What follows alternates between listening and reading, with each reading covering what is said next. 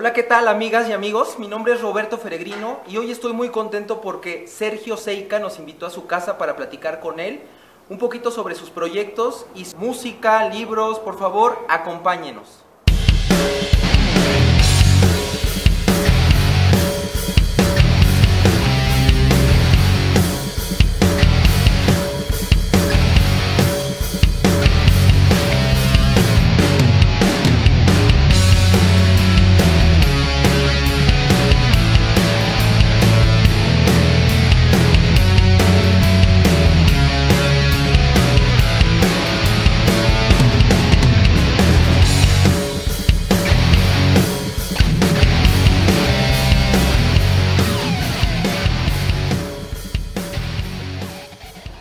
Sergio, en algunas otras entrevistas has dicho que viviste rodeado de libros, principalmente de derecho, y no fue sino hasta la secundaria cuando leíste a Rowling y a Stephen King que te nació una chispa, no de hacer cómics como lo tenías pensado cuando eras niño, sino de escribir en forma. ¿Cómo ha sido ese camino desde entonces hasta ahora? ¿Ha sido árido? ¿Ha sido fértil? ¿Cómo lo has sentido, esa elección que te llevó a escribir? Bueno, principalmente ha sido una locura completa, ¿no? Sí, por ejemplo, yo estaba en la secundaria cuando empecé a leer el libro de Stephen King. Primero Harry Potter, ya me acordé. Pero el cambio a Stephen King fue una cosa muy curiosa porque a mí siempre me gustó mucho el Halloween y octubre y todo este asunto, ¿no? Y lo que quise hacer era un niño muy miedoso, quitarme ciertos miedos. Entonces compré una revista de las Virtual Kids y una lista de películas de terror. Y pues venían las clásicas: Exorcista, Bebé Rosemary, Carrie. Y me llamó mucho la atención que decía que Carrie estaba basada en una novela de Stephen King. Y yo, me interesa leer eso. No vi la película en su momento, vi otras películas. Pero batallé mucho para conseguirlo porque en Sinaloa los libros, quieras o no, nunca llegan allá muy seguido. Y había de Stephen King, pero no estaba Carrie. Entonces fue cuando empezó este deseo de siempre querer estar buscando libros, ¿no? Libros que no puedo conseguir, principalmente. Entonces batallé mucho, pero lo conseguí. Y luego descubrí que esta película que nunca me había animado a ver, que sale en el Canal 5, que es It, también estaba basada en una novela de Stephen King. Y fue otra chinga para conseguirlo y así. Entonces, de alguna manera, cuando estaba morrillo, mi idolatría era Stephen King más que Rowling. Aunque Rowling era un asunto y siempre va a ser, y ahora con todo el desmadre que se ha armado, siempre va a tener mi respeto porque a través de ella yo empecé a leer, pues. Y de hecho sigo viendo las películas, ya no releo los libros, la neta. Pero las películas todavía como que me dan mucha nostalgia. Aparte las puedo ver más rápido que leer los pinches tabiques. Quería ser un escritor de terror, ¿no? Al principio, entonces escribía cuentillos de terror y la madre. Pero pues cuentos mal escritos, mal hechos, lo que tú quieras. Escribí unas novelillas, todas horribles, que ya quemé. Y ya no hay evidencia de ellas, quiero creer. Pero no fue, digamos, hasta 2006 más o menos que empecé a ir a los talleres con Elmer Mendoza, allá en Culiacán. Elmer es el gran promotor cultural de Culiacán, ¿no? Es mi maestro. Y empezó a cambiar, empecé a conocer otro tipo de literatura. A los talleres de Elmer acudí gracias a Jorge Iván Chavarín, que es otro amigo mío, que fue el que me invitó. Y entonces para mí, aparte la amistad de tener otro amigo que también le interesaba escribir, porque yo no tenía ninguno antes, y el ir a los talleres con Elmer, que aparte Elmer es un tipo muy campechano, muy alegre, muy buena onda, muy relajado, como que me siguió mandando por ese camino, pero seguía escribiendo con las patas, o sea, seguía escribiendo horrible. Y hasta que regresó Eduardo Ruiz Sosa de España, que empezó a llevar los talleres, que ya había pasado un encuentro de escritores y habíamos sacado una antología, de hecho. Y empecé a sentir que ya era el momento de decir no. Si lo vas a hacer bien, profesional, tienes que dar todo. Y pues la ventaja de Eduardo es que es un tipo, digamos, los talleres de Elmer de alguna manera sirven como preámbulo para empezar a manejarse en el contexto, cómo escribir, técnicas básicas, porque aparte Elmer siempre está dando un montón de talleres, no tiene esta facilidad para tener una constancia, digamos, semanal a veces, porque aparte hubo tiempo que viajaba mucho. Entonces, pues ni cómo verlo a veces. pero Eduardo siempre estaba ahí. Entonces, de alguna u otra manera, Eduardo fue el que ayudó a que ciertas cosas de la chamba se cristalizaran. Y con el taller de Eduardo fue cuando salió No Tendrás Perdón, en específico. Que No Tendrás Perdón fue como agarrar todo lo que se había escrito antes y de alguna manera volverlo a escribir, ¿no? Volverlo a cristalizar en otra cosa que es una novela. Fueron 2 años para 100 páginas, es lo más divertido del mundo. Porque me dicen, ¿cuánto tardaste? No, pues 2 años. 2 años para 100 páginas. Bueno, lo reescribí 4 veces, pues. Y le quité la mitad del libro como 3 veces. Pero ahí fue creciendo. Y bueno, No Tendrás Perdón ya empieza un asunto más personal. Yo estudié Derecho en la Universidad Autónoma de Sinaloa. Y nunca he podido hermanar con el derecho en forma. En mi casa siempre había libros de derecho porque mi padre fue administrador público por la UDO. Y bueno, también estaba en la política, le caían libros, se juntaban ahí en el librero del estudio y la madre. Pero nunca tocaba esos libros, creo que si acaso... No, nunca los tocaba en general. Y cuando mi madre deshizo ese librero, descubrí que había un libro del Elmer, de los del ISIC, los que no se consiguen ya. Y ahí lo tengo, llegué con el Elmer. Elmer, ¿me lo firmas? ¿Qué? Ni yo tengo una copia de esto. Empecé a escribir en los estados, en Sinaloa en específico.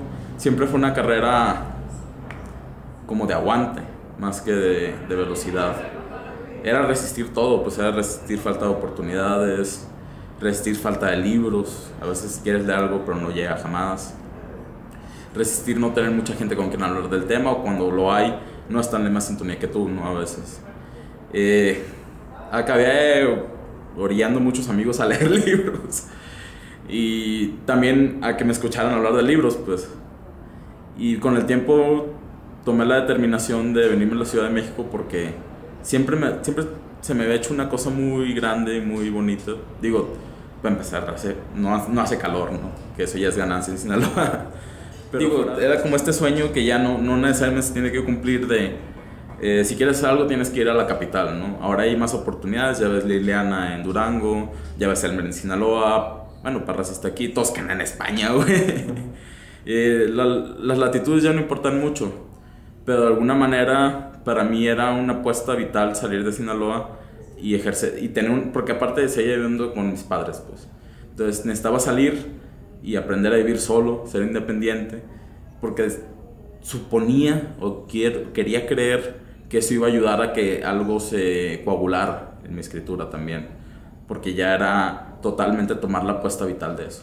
Sergio, bueno, pero también eres un gran lector y también un fiel seguidor de Nick Cave. Si tuvieras que recomendar algunos escritores y músicos que se han vuelto imprescindibles para ti, ¿a quiénes nombrarías? Bueno, escritores, primero que nada, aquí tengo mi acordeón. Estos son los de cabecera, ¿no? Está el Museo de la Novela Eterna Macedonio. Cristina Rivera Garza, con Nadie me verá llorar. Me gusta mucho. Klaus y Lucas, de Agatha Christoph. Nicanor Parra. Tengo un libro de Tim Burton, güey. También, La melancólica muerte del chico Ostra. 2 aguas calientes. El Cristian Peña y la Alicia Díaz Castelo. Y la poesía de Amparo Dávila. Y El obsceno pájaro de la noche, que para mí lo he comprado un putal de veces. Me acaba de gustar mucho Mariana Enríquez, con las cosas que aprendimos en el fuego, y Alguien camina sobre tu tumba. Leopoldo Merapanero también anda por ahí. Don Quijote, eso me hace sentir muy cliché, pero Don Quijote también. El Fausto de Goethe. José Luis Peixoto, un escritor portugués que es muy bueno. Déjame seguir viendo el acordeón. Detectives salvajes, Philip K. Dick. Cristina Rivera Garza de nuevo. La poesía vertical de Roberto Juarros. Es más o menos lo que siempre tengo a la mano y siempre estoy consultando, ¿no? Debí haber hecho la lista o bajado los libros en vez de voltear, pero también me imagino que da la esencia de que estamos en 3D. Pero lo que pasó el año antepasado, ya ni me acuerdo, me empezó a dar mucha pereza leer narrativa, no sé por qué. Y empecé a leer mucha poesía y a leer también muchos libros de músicos o sobre músicos. Empecé obviamente por Nick Cave, pues con La bolsa del mareo, la canción de La bolsa para el mareo. Porque se me hace muy curioso que un hombre que de por sí todas sus letras son muy buenas o son muy literarias, ¿no? Aparte se pusiera a escribir libros.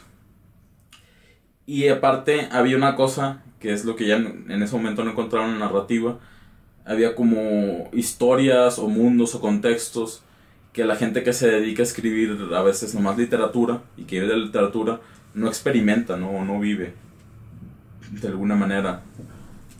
Y me gustaba esa sensación. Entonces empecé con que son los poemas inéditos de Johnny Cash. Está muy curioso porque, contrario a lo que uno pensaría, también como que algunos parecen canciones clásicas de Cash, pero de pronto se pone muy interesante. Por ejemplo, el prólogo lo hace John Carter Cash, que es el hijo de Johnny Cash, que también es músico y aparte es escritor de libros para niños infantiles. Por ejemplo, dice que se escribió en los 70, pero lo que ocurrió es que John Carter Cash, a la hora de limpiar el estudio de Johnny, empezó a encontrar papeles que como que eran poemas o canciones sueltas que nunca publicó o nunca hizo música, y los recopiló para hacer este libro. Y está muy curioso porque dice que Johnny Cash, John Cash, originalmente, realmente el vato, uno podría pensar que siempre estaba de gira, que no le importaba documentarse, y era casi un teólogo, pues tenía una biblioteca llena de libros de teología, y era especialista en la Biblia, sobre pasajes completos, etc. Se me hace muy Borges de alguna manera, no sé por qué. Pero por ejemplo, está bien chilo. ¿Qué es lo que piensas de mí ahora que ya me conoces? ¿Por qué no admitimos ambos que ocurre algo? ¿Y qué sería mejor si lo habláramos los dos? No hay por qué callarlo. Pongámosle música, hagamos una canción, riámonos de ello, demos palmas y gritémoslo en alto, que todo el mundo lo oiga, en una dulce, dulce melodía, pongámosle música tú y yo. Y luego de esta me pasé a la autobiografía de Cash, que se publicó cuando estaba con los últimos discos, los American, y hay unas cosas de pronto que, o sea, estos vatos, estos músicos, es lo que me hace interesante en especial de esto, vivieron muchas cosas, pues. Cash en específico pues fue adicto y se metió en un putal de problemas, estuvo a punto de morir varias veces, y aún así continúa, ¿no? Continúa creando. No llega a tener una vida cómoda jamás en su vida, porque los primeros años de éxito fueron totalmente en drogas. Se rehabilitó un tiempo, creo que fue el periodo más tranquilo que tuvo Cash, y luego empezó el declive de los 70s, que volvió a perder popularidad, por así decir. Y después, 80s, estaba prácticamente desaparecido, ¿no? Y aquí lo que se me hace más interesante porque vuelve a surgir una última vez en los 90, que es cuando empieza a grabar los Americans. Pero Cash ya estaba en las últimas, ya había tenido infartos, ya había tenido recaídas de las drogas. Cash tenía ranchos, tenía avestruces, y una vez una avestruz le abrió el estómago. Cosas así que tú te quedas... Creo que a muchos escritores no le ha pasado en la mitad de esto, pues. Entonces, eso se me hace interesante a veces. Estas entrevistas con Tom Waits son buenísimas. De hecho, esto es más que por chamba literaria, digamos. Esto lo he leído por la chamba periodística, ¿no? Me interesa documentarme, ver... Tom Waits, aparte de las entrevistas, es muy divertido. Siempre sale con cualquier tontera, ¿no? Hay una vez que le dicen...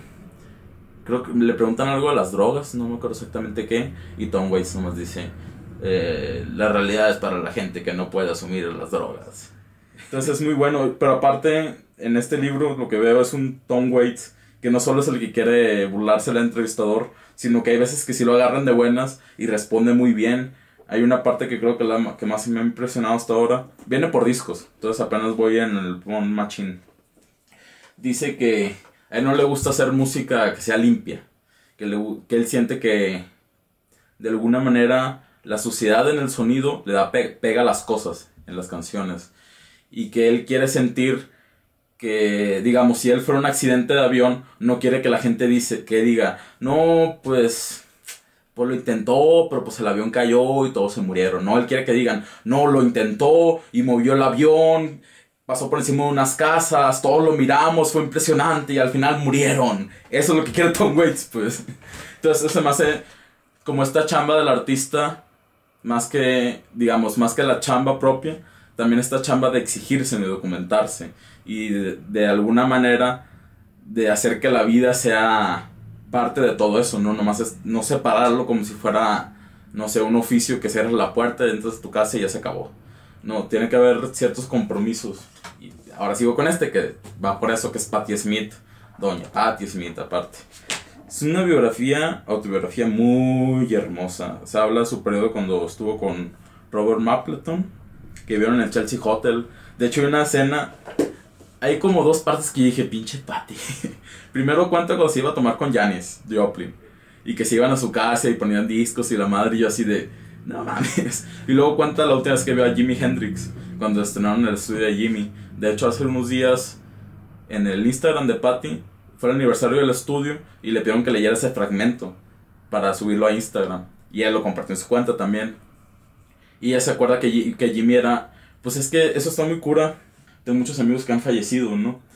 Y ahí empato mucho con Patti porque ellos siguen siendo las mismas personas. O sea, ya están muertos y siguen siendo las mismas personas. Pero tú ya no eres eso, pues. Por ejemplo, yo conocí en el taller de la fundación, el primero en Jalapa, a Gerardo Arana, que Gerardo era como 3 años mayor que yo. Gerardo se suicidó a los 27 años. Club 27, no, aparte. Y ahora yo soy mayor que Gerardo, pues. Y ahora en vez de verlo como mayor que yo, ahora lo veo más chiquito que yo. Y es lo mismo que nos pasa, por ejemplo, con Kurt Cobain, ¿no? Kurt Cobain murió siendo joven y no podemos pensar cómo sería Kurt de adulto. Y de alguna manera eso es parte de la esencia de Kurt Cobain, pero también, por ejemplo, cuando estás adolescente escuchas Nirvana hasta la muerte, ¿no?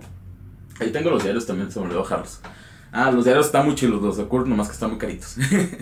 De alguna manera empatas, ¿no?, con este sentimiento de rebeldía. Y lo que me ocurrió que ahora que compré los diarios empecé a escuchar todo Nirvana otra vez, de inicio a fin.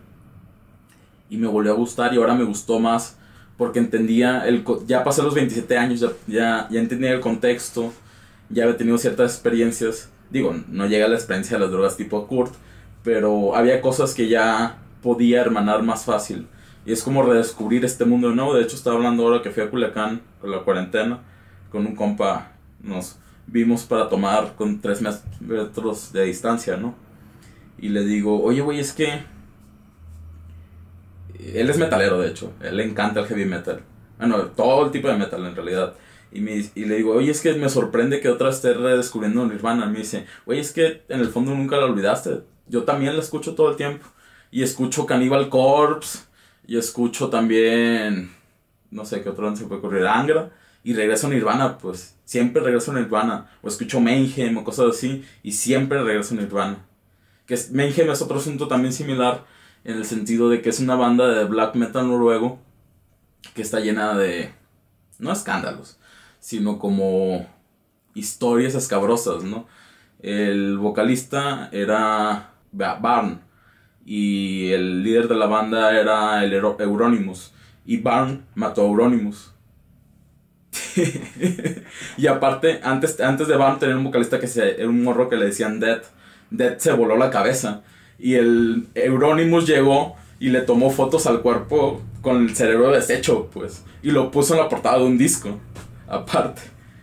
Entonces, también hablar de Mayhem es como tipo Nirvana, pues eran morros que hicieron todo este cagadero a los 22 años, pues. Hicieron una película que se llama Lords of Chaos. Son morros, o sea, por más que los quieres ver como adultos, o como, por ejemplo, los aqueos en la Ilíada, ¿cuántos años tenían, güey? Tenían 23, 25 y ya eran viejos, pues. Y eran morros peleando guerras, pues. Nosotros ya ni siquiera tenemos esa edad, güey. Es como cuando le preguntan a Murakami qué va a hacer ahora. Y dice, pues es que no sé, porque mis ídolos todos se murieron a los 40, pues. Y yo ya tengo 60 y no sé quién seguir. Dostoyevsky se murió a los 50 y tantos, 60 también. No me acuerdo bien cuántos años. Pero, ¿qué hago, pues? Ya no hay como líneas, ¿no? Y una cosa que me ha interesado mucho a Nick Cave, para volver y cerrar el tema así redondito, es que Nick como Cash tiene varios momentos, ¿no? Está con The Birthday Party primero, luego ya empieza con los Bad Seeds. Y cuando empieza con los Bad Seeds suena mucho de Birthday Party todavía, es un sonido post-punk, ¿no? Y pero luego empieza a cambiar, a girar. A partir del Tender Prey, que es el que está ahí, empieza a agarrar un sonido más definido. Y luego empieza el auge de Nick Cave, ¿no? El Let Love In, Murder Ballads, el Henry's Dream. Me falta uno. The Good Son. Y es como la etapa de oro de Nick Cave, ¿no? Cuando rechazó el MTV Award y todo este desmadre que ocurrió. Y luego como que se vuelve a apagar un poco. Y luego saca el No More Shall We Part, que sí tiene rolas muy buenas. A mí me gusta mucho el disco, pero ya no tiene esta rabia que tenían los otros discos. Y empieza a sacar discos después de eso que se pone muy garbage. Tiene otra banda que se llama Grinderman, pero digamos dura un tiempo apagado. Y es hasta que saca el Push the Sky Away en 2012 que vuelve a revivir. Pues es cuando saca La Bolsa del Mareo, saca la película de 20.000 días sobre la Tierra. Y después cuando muere Arthur. Y a partir de la muerte de Arthur, que era un tipo muy, ¿cómo decirlo? Como muy alejado de los reflectores o del público por lo general, como que decide hacer un cambio drástico a su vida y empieza a tomar esta especie de batuta de estar cerca del público, de escucharlos, de interactuar con ellos. Empieza a hacer conferencias, bueno, no conferencias, como masterclass, por así decir, que la gente le pregunta cosas y se pone a tocar y todo el asunto. Y también empiezan con las Red Hand Files, que es un blog, le mandan preguntas y él responde. Y ahí ha hablado mucho del hijo, ha hablado de un montón de cosas. Entonces empieza con la estrategia de estar más cerca de la gente, ¿no? Y se me hace muy interesante cómo Cave, así como Cash en su momento y mucha otra gente, que es lo que es el dilema que dice Murakami, ¿no? ¿Qué haces después de cierto momento, ¿no? Si ya hiciste de todo y hay cosas que resultaron y cosas que no, ¿cómo puedes volver a implotar todo? Pues tienes que estarte redefiniendo constantemente. Es una cosa que hacía Bowie, ¿no? Pero Bowie con cada disco prácticamente. Y es otra cosa que, por ejemplo, me ha detenido un poco porque los discos de Nick Cave son inmensos. Quisiera entrar a Bob Dylan, pero ahí la tengo en la compra de discografía, son 70 discos, una cosa así. La de Cash son 80 y nunca los he escuchado completos tampoco. Y para acabar, también, lo compré hace unos meses, Anatomía de la Canción. Es interesante porque son, para acá, chamba de periodistas culturales, ¿no? Lo que hace este hombre es un columnista del Wall Street Journal.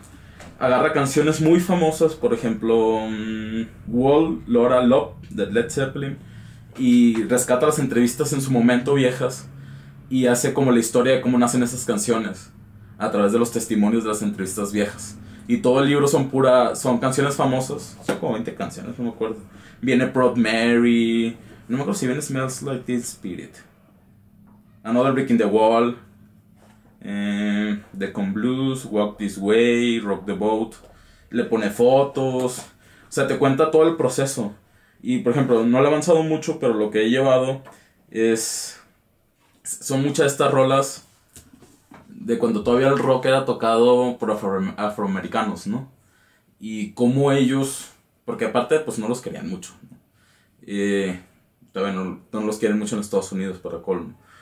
Pero esto ayuda a que el rock salga del blues y del, no me acuerdo cómo se llama, el R&B, y de alguna manera empieza a despuntar, ¿no? O sea, es una forma de liberarse para ellos, de salir de todo este sistema o de todo este mundo en el que siempre han estado oprimidos, y de pronto hay afroamericanos que salen en la tele tocando. Pues imagino que en su momento eso fue muy escandaloso para las élites gringas, pero ellos fueron los que crearon el rock. Chuck Berry, pues Johnny B. Good. Entonces me hace muy interesante todo el mundo de la música, aparte de por la chamba de ser periodista cultural, porque siento que hay algo que en ellos puedo encontrar que no suelo encontrar en literatura. Pues no digo que esté mal ni que esté bien una que otra cosa, pero más bien como que para mí en mis procesos creativos se complementan las dos cosas. Sergio, como lo has mencionado en esta entrevista, has vinculado la creación literaria con el periodismo. Vas y vienes de Culiacán a Ciudad de México constantemente. Esto me hace pensar en cómo es un día de trabajo tuyo. ¿Tienes horarios? ¿Qué es lo que no puede faltar para que puedas trabajar plácidamente? Yo usualmente me duermo tarde, porque a veces, últimamente escribir es en la noche, madrugada. Entonces me acabo levantando tarde, me levanto, no sé, 10, 11, y me levanto a subir notas a la Pared Noticias, que es portal mío y mis amigos, Martín Durán y Cintia Valdés. Y más que nada intento hacer notas culturales, ¿no? Entonces me tengo que poner a ver primero el Facebook, porque si algún colectivo o algo sacó un flyer, pues tengo que jalarlo, buscarlos para hacer la nota, etc. Trato de hacer notas rápidas en la mañana, y si tengo alguna nota ya, una entrevista de perfil larga, la hago en la noche, junto con la escritura. Porque es transcribir, estar buen rato encerrado, todo el asunto, ¿no? Y pues me levanto relativamente tarde, y me levanto a trabajar completamente, trabajo como hasta la 1, 2. Puedo subir notas culturales, o si no hay mucho material subo otro tipo de notas también al portal, y ya las comparto en redes y todo el asunto. Como a las 2, 3 ya bajo a hacer comida, me relajo un poco, pongo un capítulo de una serie. De alguna manera es como estarse preparando para el trabajo de la escritura en la noche, pues. Lo que hago es, después de eso, siempre salen pendientes aparte, siempre está una nota de que hay que subirla al portal ahorita mismo, entonces ya la subo. Como por ahí 4, 6 salgo a caminar, camino aquí alrededor. Siempre he tenido el hábito de caminar, pero también en eso voy rumiando cosas, ¿no? Por ejemplo, si tengo que hacer una entrevista y todavía no la he hecho, es como, a ver, ¿qué le puedo preguntar a este compa? Ya, puedo hacer esto y aquello. Y si tengo algún tema que sacar, a ver, tengo que buscar a este. Voy caminando y empiezo a enviar mensajes, ¿no? Oye, fulanito, una entrevista. Oye, ayúdame con esto. Oye, va. Ya regreso y me siento a trabajar. Trabajo un ratillo como para calentar.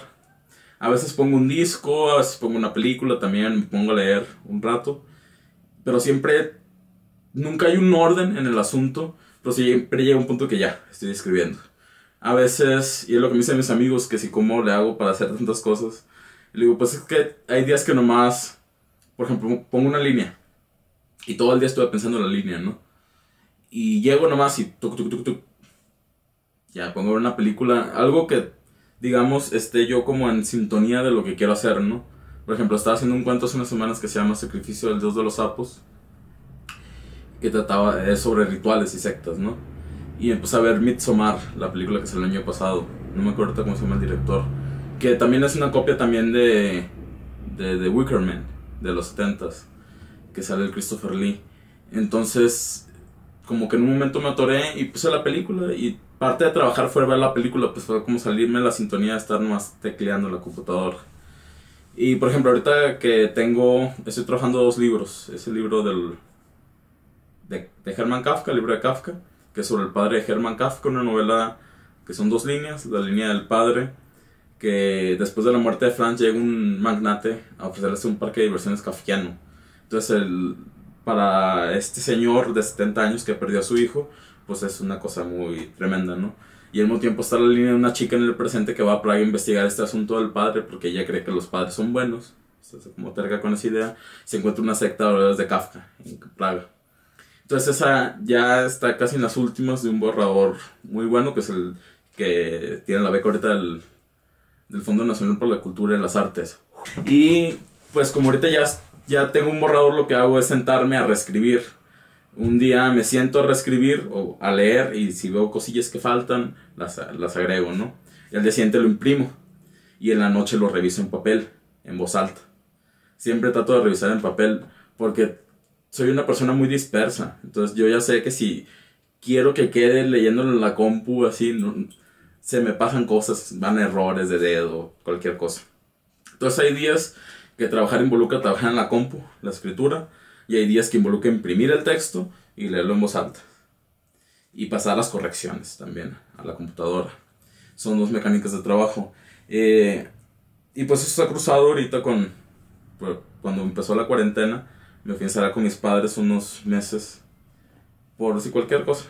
Y obviamente el trabajo lo seguía haciendo desde casa, no había mucho problema. Pude haber salido a reportear, pero no quería. Estaba muy fuerte el asunto del COVID allá en Culiacán, sigue muy fuerte todavía.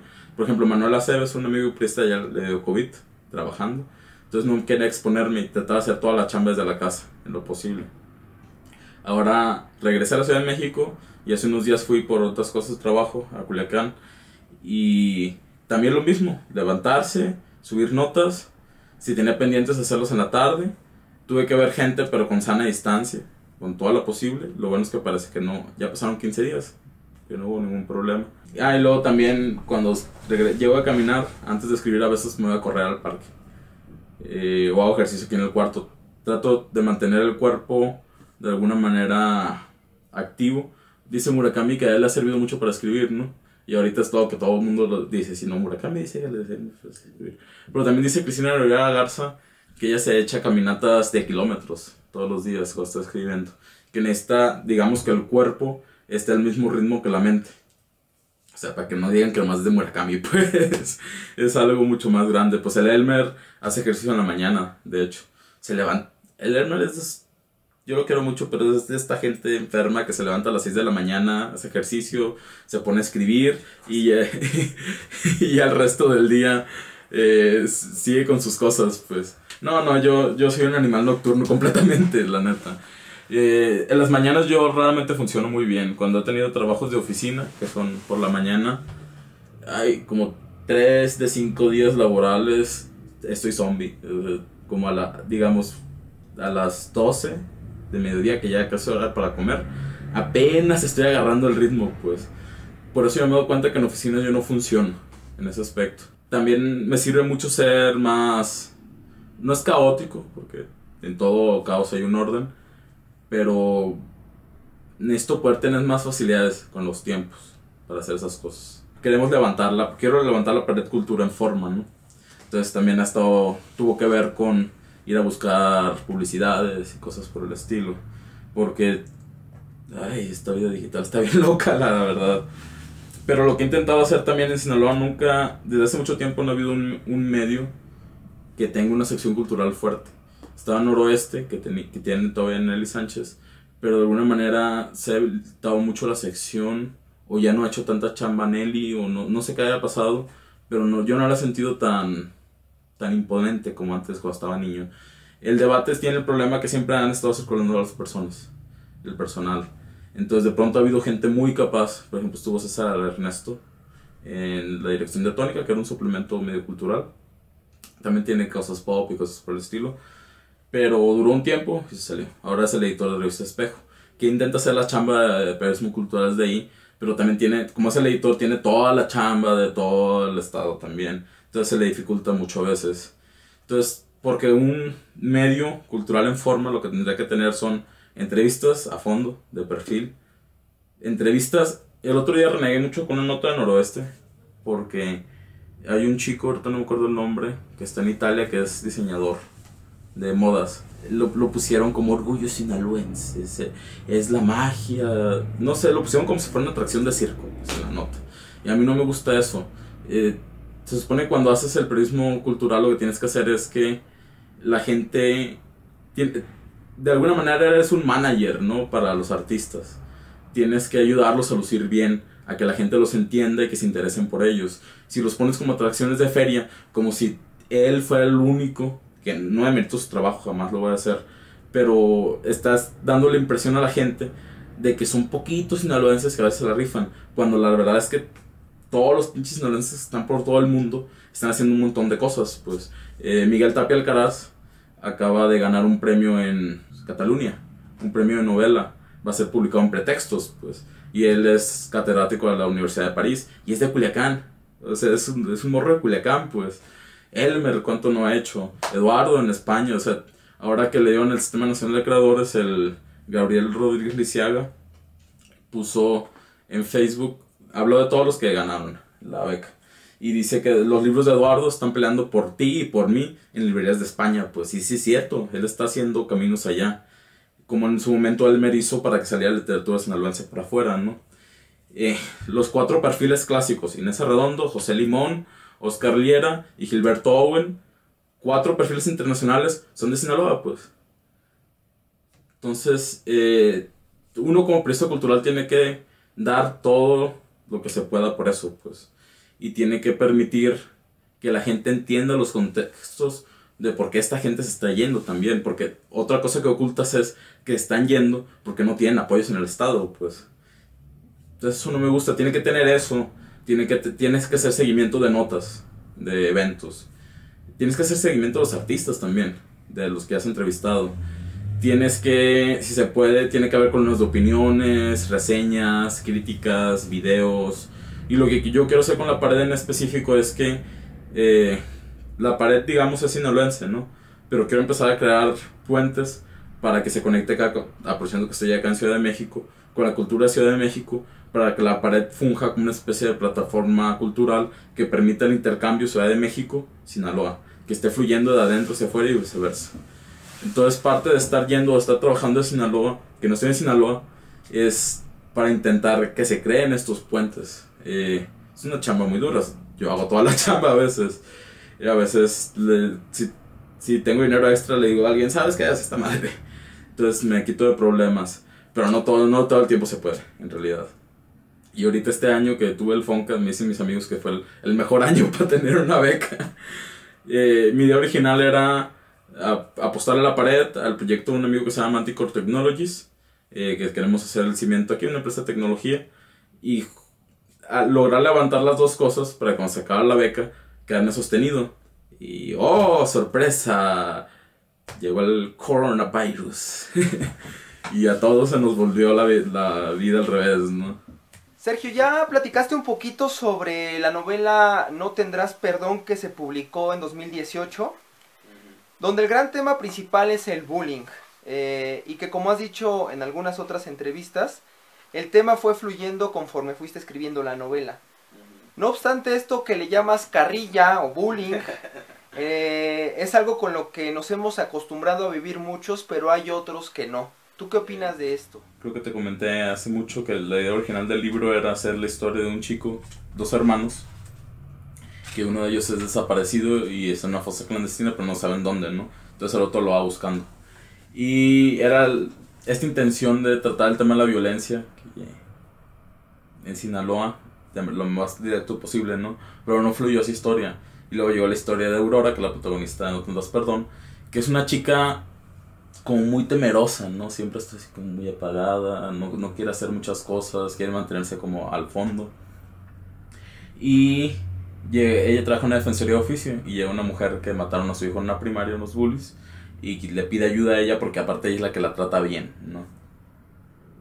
Entonces, el asunto original era cuando salió Aurora, salió esta mujer que se llama Ana Lucía y Batis, y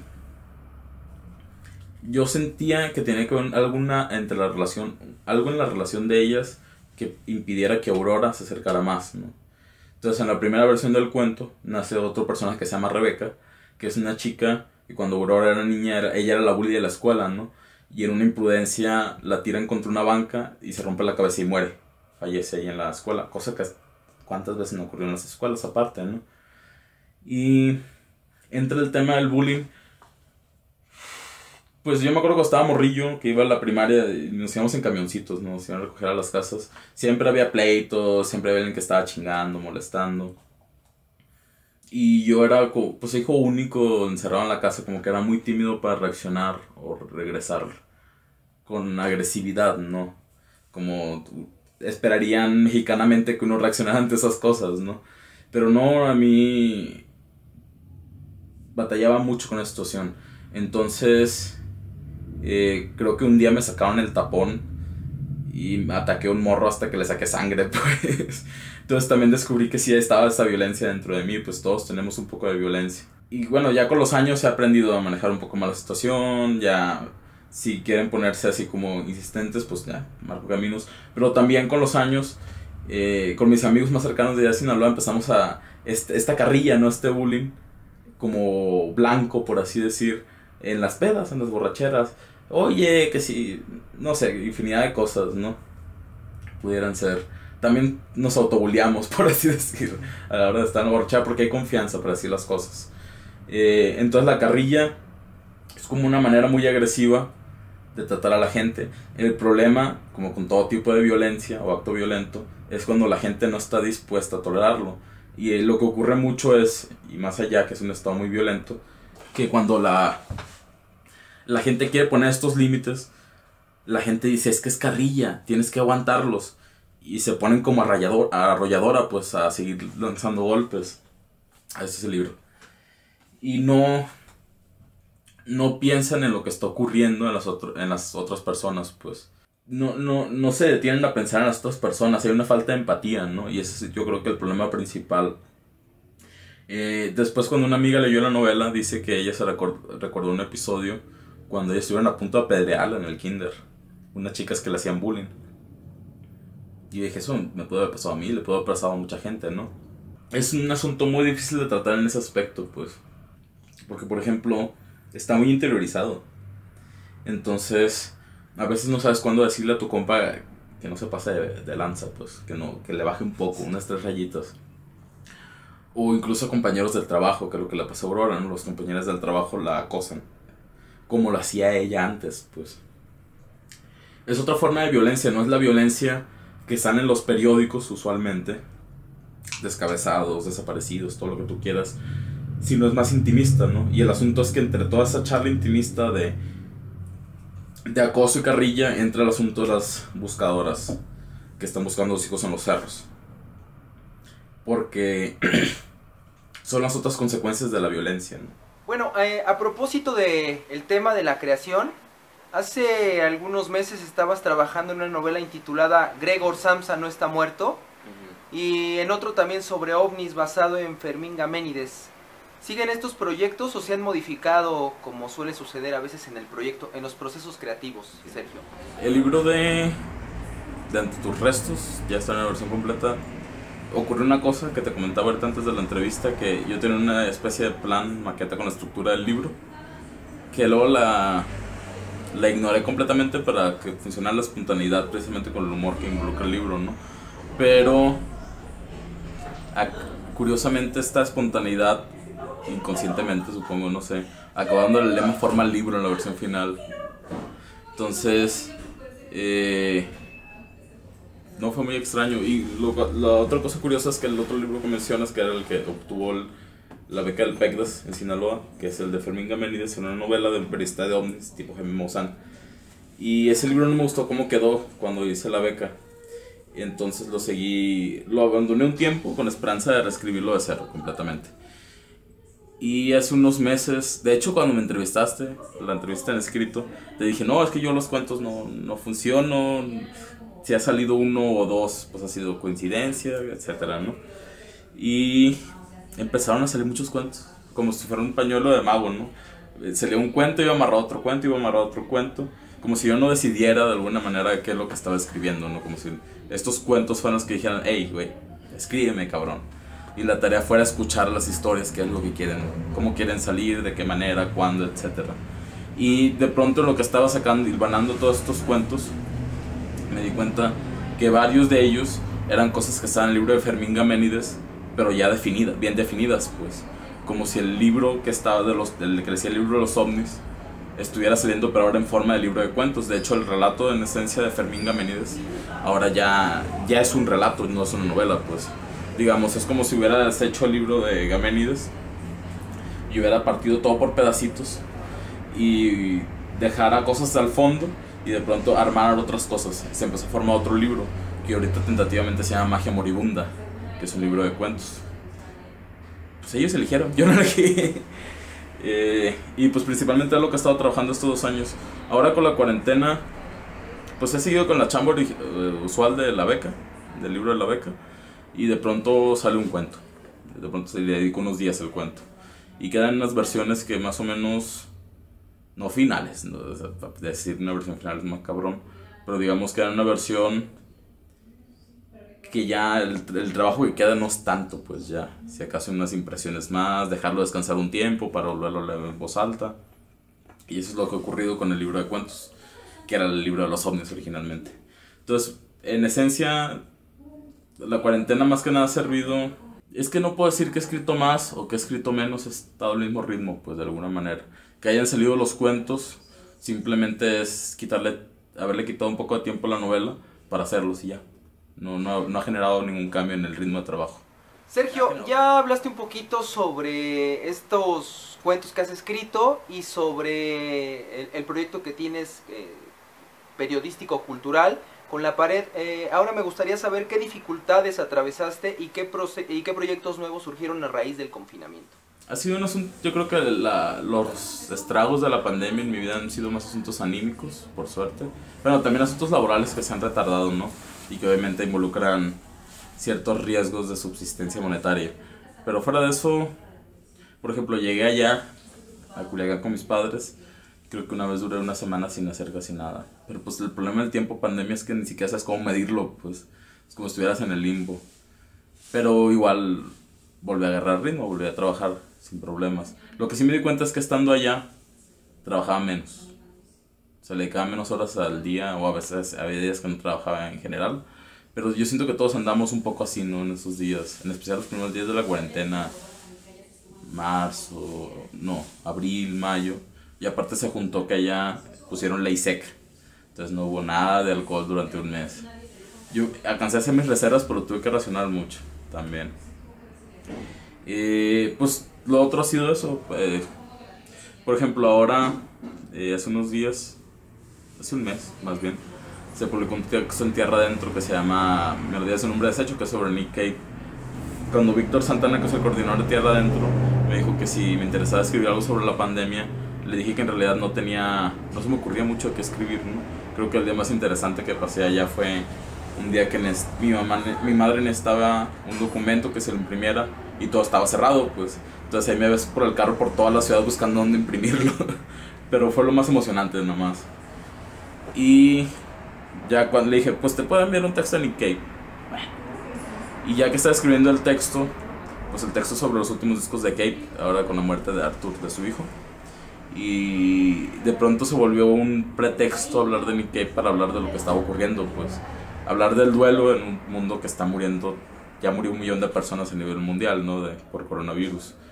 Se me hacía importante hablar de ese asunto del duelo. Y más que nada porque el tema de No tendrás perdón también, y el tema de Ante tus restos, y en algunos puntos del libro de cuentos también, de Majo Moribunda, el duelo es casi central, pues sigue siendo central en el libro, en los libros. Se junta con otras cosas dependiendo del libro, pero el duelo ahí está, y el tema de los muertos con mayúscula siempre está ahí. Entonces eso fue lo más cercano. De hecho, ahorita que leo un fragmento, quiero leer un fragmento de esa crónica, precisamente porque se me figura que ahorita todo el mundo estamos perdiendo muchas cosas, muchas personas, y hay mucha gente que nunca ha estado acostumbrada a lidiar con esas situaciones. Pues tengo amigos que son de mi edad y nunca nadie que conozcan haya muerto, pues, hasta ahora que empezó la cuarentena. Sergio, muchas gracias. Por último, me gustaría que compartieras las redes con la gente que nos está viendo. ¿Dónde te pueden seguir? ¿Dónde pueden seguir tu trabajo, por favor? Pues yo tengo cuentas personales. Mi cuenta de Facebook es Sergio, separado, espacio Sergio. Mi Instagram es Sergio33, una cosa así, no me acuerdo bien. En la cuenta de Instagram, pues si ponen Sergio no creo que haya mucho pérdida. Y mi Twitter, ese sí me acuerdo más, es Seika. Pero casi no uso el Twitter, o sea que me hago tonto. Estoy más activo más bien en las redes del trabajo de La Pared, que son La Pared Noticias en Facebook y La Pared Cultura en Instagram. Bueno, Sergio, vamos a hacer un pequeño jueguito. Mira, yo traigo 5 palabras y la idea o la intención es que tú digas lo primero que se te venga a la mente con la palabra que yo te diga. Okay. Tú me dices cuando estés preparado. Okay. La primera, Tamazula. Esperanzas. Música. Tiempo. Sol. Calor. Mezcal. Bebida. Gobierno. Y creo que esa va a ser la palabra que voy a dejar un... Ok.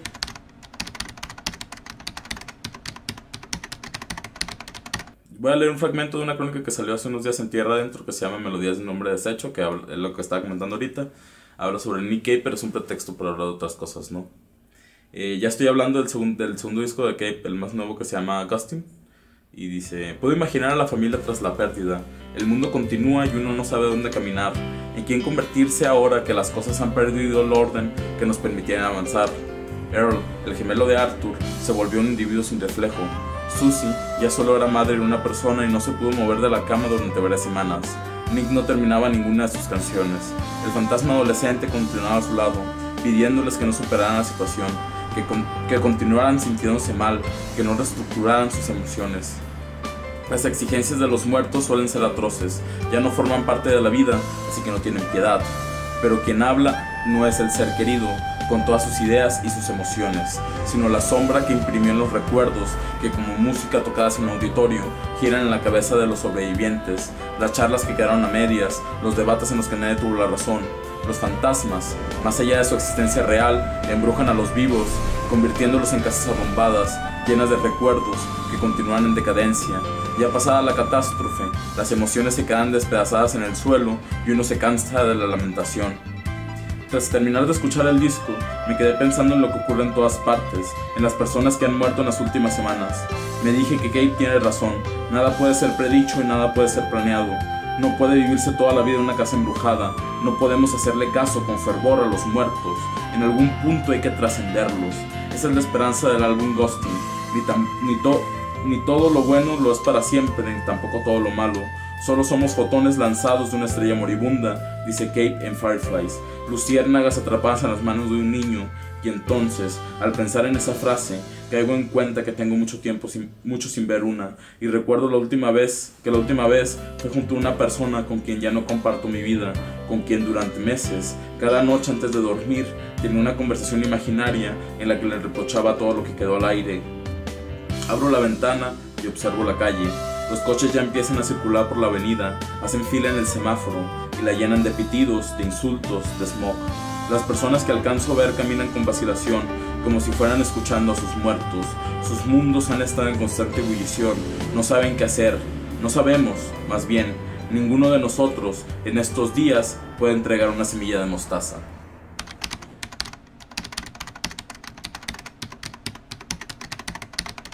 Y ahora, el escritor Sergio Seica nos presentará algunos de los libros más importantes de su biblioteca.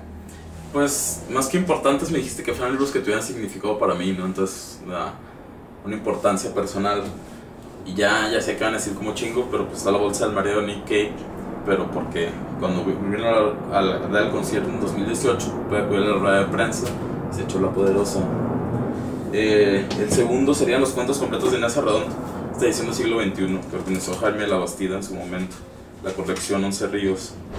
De hecho, este fue de los primeros libros que me traje cuando vine para vivir acá, porque Inés es de Culiacán y aquí murió en Ciudad de México, de hecho.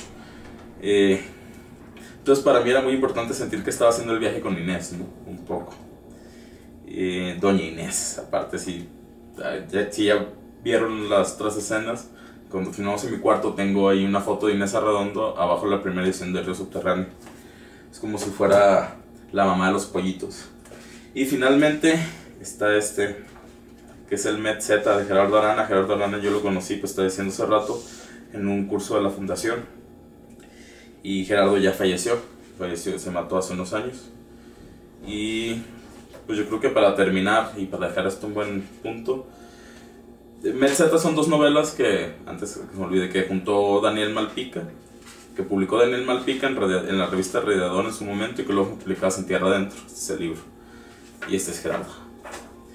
Y hay una cosa que yo creo que es un epígrafe muy bueno, ojalá algún día puedan incluir en algo. Espero, Copy, que un día me perdones. Ya tienes tu primera novela. Era lo que más querías en esta vida. Espero que alguien se digne a publicarla. Está hecha con tus cuentos. Los cuentos que escribías cuando eras joven, cuando creías, cuando crecías, cuando escribías. Gracias, esto fue Hasta la Cocina con Sergio Seica.